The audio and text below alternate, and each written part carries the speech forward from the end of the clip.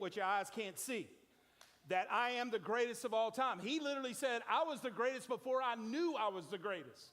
And this actually happened one time. Muhammad Ali was on a flight, sitting in first class. He refused to put on his seatbelt. And for those of you that don't fly much, it is mandatory before the plane takes off that you have your seatbelt on. And the stewardess came up to him and said, sir, you need to put your seatbelt on.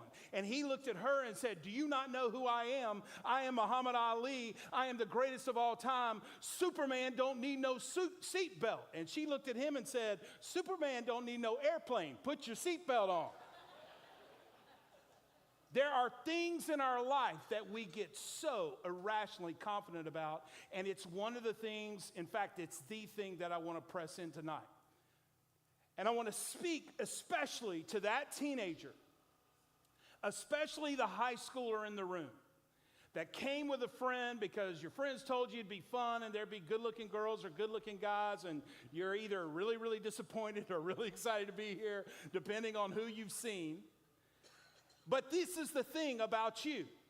For every adult in the room, the thing you need to understand about this generation, I have been working with students for the last 30 years. In fact, my entire professional career has been with the next generation. I have no plans of doing anything else but that. I hope and pray that I cross the finish line with my hair on fire, believing in you students, because I do.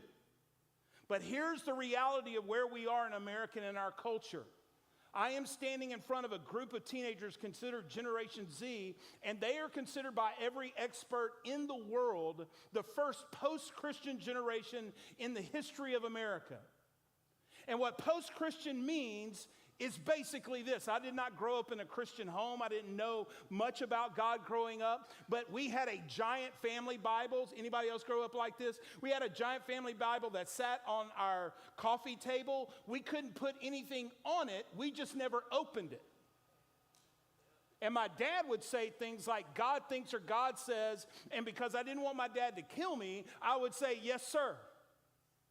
Well, your generation, teenagers, and nobody is faulting you for this, because the reality is you are simply the result of us.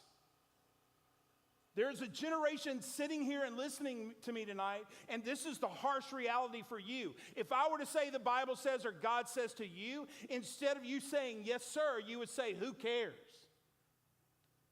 Because it has lost the authority that it once had in our culture. And we can argue for days why that's happened. But I want to speak specifically to that young man, that young lady sitting in this room. And for some of you, you're an adult and this is where you are. And you are insanely skeptical of this thing we call Church, Jesus, God, Bible.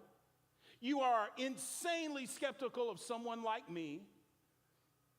And you sit here tonight, and what we just experienced in worship, you had a really difficult time engaging because you literally live in this world. In fact, I would propose you may be smarter than most of us in this room because you've been willing to not be irrationally confident about something you don't know much about. Because this is what you think often, right, students? Maybe some of us as adults. Aren't we just assuming that there's a God? Aren't we just operating by an assumption that there is a bigger creator that has caused all this?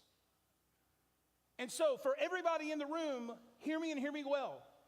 I want to speak to that skeptic. That guy or girl who sits here tonight and you're just like, I'm not buying it. I don't know much about the Bible. I don't know much about the church. I don't know much about Jesus. I certainly am not sure that there's a creator.